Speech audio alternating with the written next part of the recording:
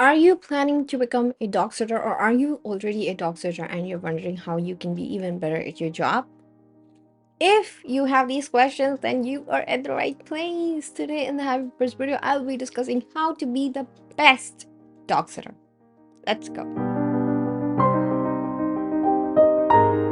Hi everyone, and welcome back to the Happy Puppers. I am Dr. Shruti Bhattacharya, author and owner of thehappypuppers.com. The link to the blog will be right there in the description section, so please go ahead, check it out. If you are looking for a one-stop destination for dog care, psychology, training, and everything related to dogs, then that is your place to be. Go ahead, subscribe to the blog, and if you haven't subscribed to this channel yet, go ahead, subscribe to it. Every week on Tuesday, I release a Happy Purse video which is focused on dog care, training, psychology, and everything dog related. How to be a better guardian, basically. So, in this video, I will be discussing how you can be a better dog sitter. So, let's get into it. Point number 1, build your trust with the dog. The dog will not follow you if the dog does not trust you.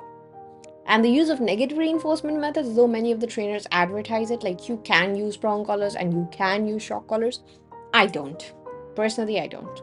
I wouldn't want anyone to train me that way, and I have not trained my kids inside or outside in those methods. What I use is positive reinforcement. I build trust, I gain their trust, and then they automatically want to follow me because they want me happy. And anything they do that makes me unhappy, they try their hardest not to do. So, build your trust. Offer them treats, make them eat out of your hand, build your trust with them. Make sure they know that you are one safe place. They can come to you in case of adversity, and you will always be there for them. So, make sure that they are able to trust you wholeheartedly before you even, before you even be a part of their lives. So, as a dog sitter, since you may spend a considerable time with the dog on an everyday basis, or maybe the dog will come to you for staying for a few days, or maybe you will go to the dog's house for staying for a few days. A good idea is to always meet the dog beforehand, get the lay of the land. So, you can meet the dog in a park a couple of times before you actually go to the dog's house, or before you bring the dog to your house. This way, the dog knows that he's not going to be with a stranger for the next few days or for some time or whatever. And make sure you earn the trust. That is the most crucial thing. The dog should know that you are never out to harm the pup. Point number 2, understand the needs of the dog. There may be cases where the dog has strict boundaries and doesn't like you beyond, like you're there to be you're allowed to be in the room, but the dog is not responding well to your touch, or needs more time to get used to you. Just don't force the dog. Respect the dog's boundaries, understand the dog's needs. Some dogs have dietary restrictions, like if they have allergies. Some dogs need specific medication at certain time of the day, eye drops, ear drops, or they may have cracked paws, or they may need grooming. Understand what the dog needs. If the dog is from a high energy breed, then you need to provide exercise accordingly. If the dog is from a low energy breed or is himself sedentary or laid back, then you can go more lax on the walking and playtime. But if the dog is of a high energy breed and you're not providing him what he actively needs, it can lead to aggression. So make sure that you understand the dog's needs, familiarize yourself. You can discuss all of these with the dog parents, with the dog guardians before you even take on the job.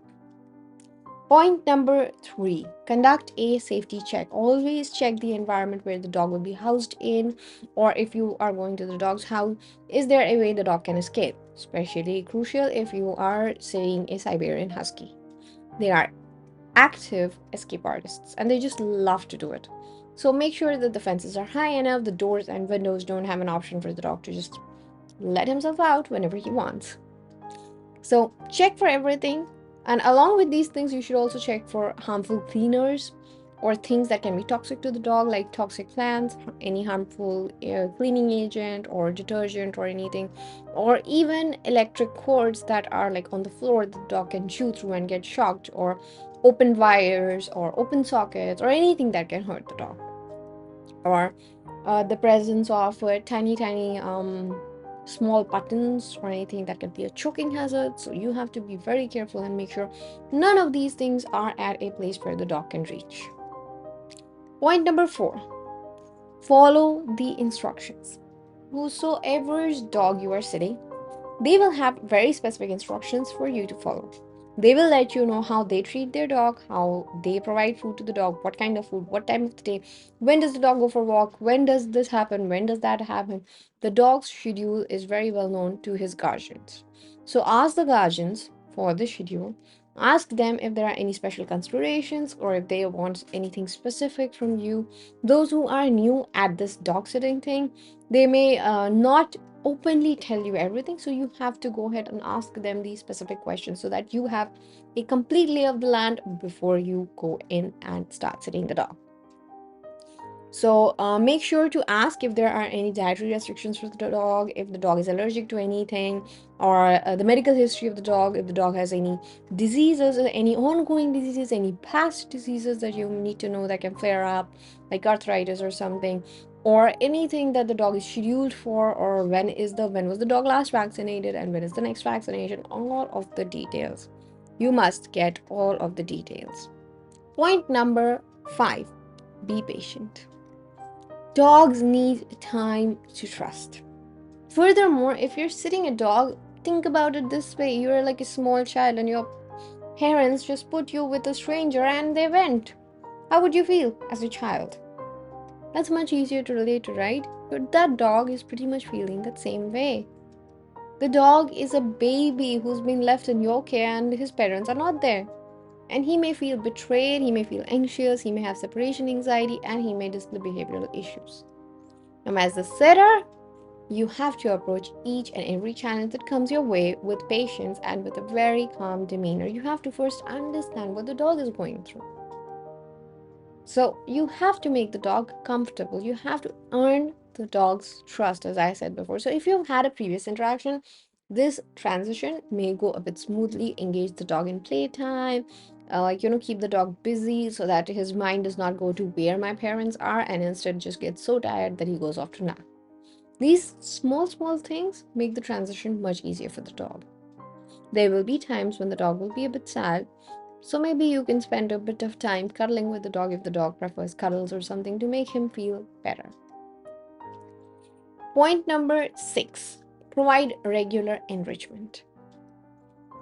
Every dog needs this. It's crucial for their mental health. Just the way you will take the dog out for exercise, for walk, and provide the dog with playtime. So similarly, mental enrichment is equally crucial for their cognitive functions.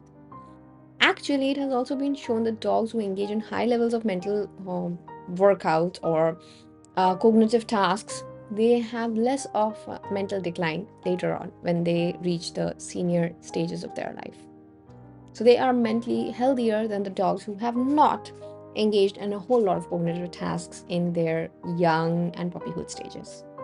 So provide the dog a lot of enrichment. Now you can hide the treats around the house and ask the dog to go find them all, or you can play hide and seek with the dog, or you can you can hide treats in rope toys and you can give it to the dog to find the treats.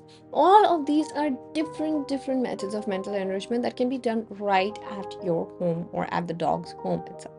So you don't have to take the dog out, there's less risk, and the dog will also be busy and you will also be happy and satisfied with yourself that you are doing a good job.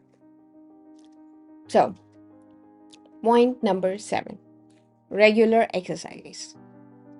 Even if the dog is of a small breed or a sedentary breed, or the dog generally does not like a whole lot of exercise, a bit of exercise is compulsory. You have to take the dog out for potty breaks and for pee breaks and all stuffs like that. Those are the things that cannot be ignored. So even if the dog doesn't like walking a lot, just take him out a bit, because that fresh air is as important for the dog as it is for you. So make sure you and the dog keep getting fresh air. And if the dog is from a playful breed or is a high energy dog, then you can obviously schedule exercises, play time, this kind of play, that kind of play, agility training. Depends on basically the sky is your limit. Go wild within limits of the dog. See how much the dog can do, see how the dog is responding. Ask his guardians if it's okay to introduce something new if the dog has not done that before. And if the dog trusts you enough to let you do it with him, first inquire with the guardians if they will continue it, if they are okay with it, and then we'll go wild. Point number 8, monitor the health of the dog. Now, if the dog has had previous medical conditions, you will obviously be looking out for symptoms of those, like they shouldn't recur, or if they are recurring, they whom to contact immediately, contact the vet, contact the guardians, let them know what's going on. And even if you were not aware of any medical conditions the dog has, keep an eye on the dog, keep a very careful eye on the dog, because dogs will not come and tell you, hey, hello, this is paining, or my tummy hurts, or my head hurts, or anything, or my paw has something, a bee stung my paw, or a bee stung my face. A dog will never tell you. They are the most resilient creatures on the planet, so you have to find it out for yourself what's wrong with the dog. So because of that, you need to pay extra attention to the dog. Make sure that you are aware of what's going on physically by the dog's demeanor on the outside all the time. Point number 9, maintain communication. Throughout the time that you're sitting the dog, your responsibility is to constantly keep updating the dog's guardians about the health, physical condition, mental health of the dog, what activities you're planning to do for the day, what activities you did with the dog, did the dog enjoy it or not, videos of the dog, how is it going, send everything to the guardians. Also, in case the dog has a medical condition and you have to contact the vet, make sure you do that. And if there is a problem arising, or if there is something fishy happening, or the dog's not behaving right, contact the vet immediately and inform the guardians. There should not be delay in such things at all. These should be done as soon as possible. If you're calling the guardians and they are not picking up the call, drop a text. Do anything, inform them ASAP. Point number 10, show affection. I haven't seen a dog that does not love to be loved. The best way to make your way into the dog's heart is to just loving the dog. You love the dog, they love you back tenfold, and they'll never forget you. No matter how short a time you spend with the dog, if you truly show affection from the bottom of your heart to the dog, it will always get reciprocated. That is what makes dogs the best ever. So use gentle petting, soothing words, massage the dog like gently. You don't have to go all in with the massage, just gently, whatever the dog's comfortable with. Show him by touch and by your words and by your body language how much you appreciate him or her, and the dog will reciprocate in kind. Well, good luck with your dog sitting duty, and I hope you have an amazing time with the pup. If you're planning to go, please let me know in the comments what is your plan. Is there anything I should have mentioned that I did not? Is there anything you have learned by your dog sitting experience?